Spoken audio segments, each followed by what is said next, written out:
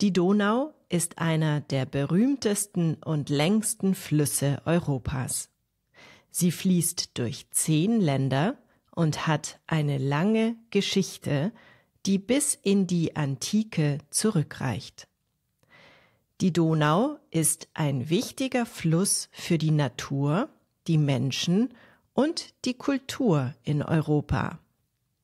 Wenn du diesen Podcast unterstützen möchtest, komm gerne zu Patreon.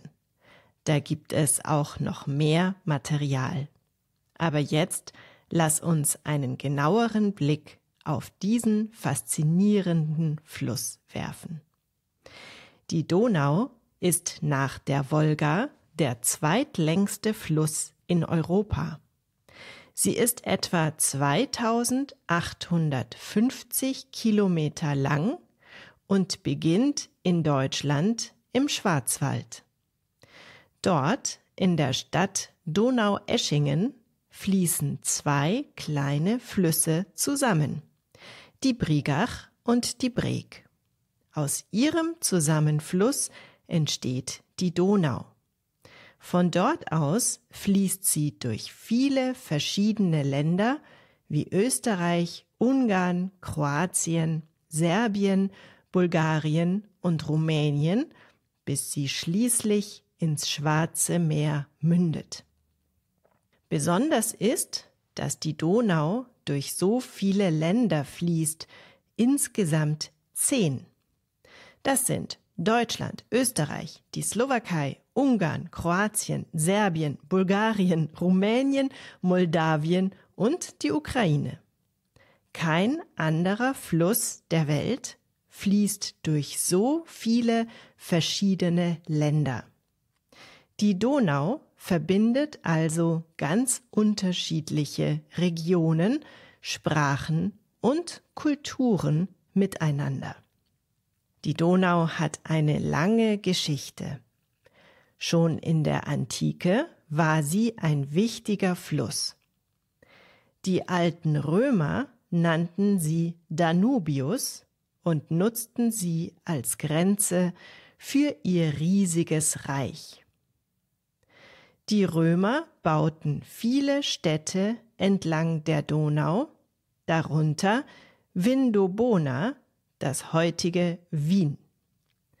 Die Donau diente den Römern auch als Handelsweg und Soldaten nutzten den Fluss, um schnell von einem Ort zum anderen zu gelangen. Später, im Mittelalter, war die Donau eine wichtige Route für Händler. Über den Fluss konnten sie Waren wie Getreide, Wein und Salz transportieren. Auch heute ist die Donau ein wichtiger Fluss für die Schifffahrt und den Handel in Europa. Viele große Städte wie Wien, Budapest und Belgrad liegen direkt an der Donau und sind durch sie miteinander verbunden. Die Donau ist nicht nur ein wichtiger Fluss für die Menschen, sondern auch für die Natur.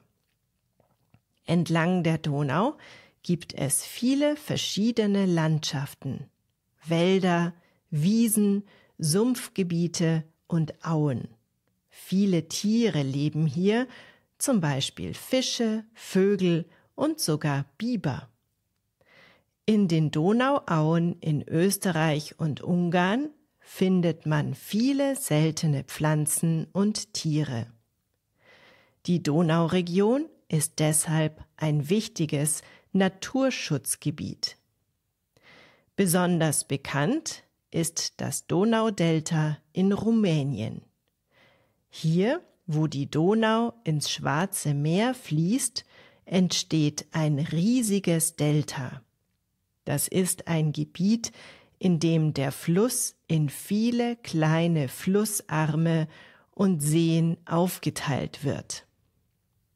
Das Donaudelta ist ein Paradies für viele Vogelarten wie Pelikane, Störche und Reiher. Es ist auch UNESCO-Weltnaturerbe, was bedeutet, dass es ein besonders geschütztes Gebiet ist. Viele Touristen kommen jedes Jahr dorthin, um die schöne Natur zu erleben.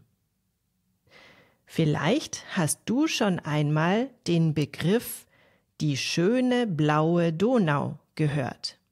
So heißt ein berühmtes Musikstück des österreichischen Komponisten Johann Strauss. Doch ist die Donau wirklich blau? Tatsächlich sieht der Fluss oft eher grün oder braun aus, je nachdem, wie das Licht einfällt oder wie das Wetter ist. Das Wort blaue Donau kommt aus einer Zeit, in der man Flüsse oft poetisch als blau bezeichnete. Auch wenn die Donau in Wirklichkeit selten blau aussieht, ist der Name geblieben. Das Lied von Johann Strauss ist besonders in Wien und in der österreichischen Kultur sehr bekannt. Und wusstest du, dass die Donau auf ihrem Weg einmal verschwindet? Das klingt unglaublich, ist aber wahr. In Deutschland, in der Nähe der Stadt Immendingen, gibt es ein Phänomen, das man Donauversickerung nennt. Hier versickert das Wasser der Donau im Boden und taucht später in einem anderen Fluss, dem Achtopf, wieder auf. Das bedeutet, dass die Donau an dieser Stelle einfach verschwindet und unterirdisch weiterfließt.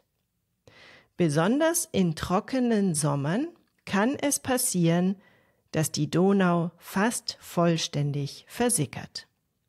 Heute ist die Donau ein moderner Fluss mit vielen Funktionen. Sie ist eine wichtige Verkehrsroute für Schiffe und Boote und viele Städte entlang der Donau haben Häfen, die täglich genutzt werden. Aber nicht nur das. Entlang der Donau gibt es auch viele touristische Attraktionen. Zum Beispiel den Donauradweg, ein berühmter Fahrradweg, der von der Quelle in Deutschland bis zur Mündung ins Schwarze Meer führt.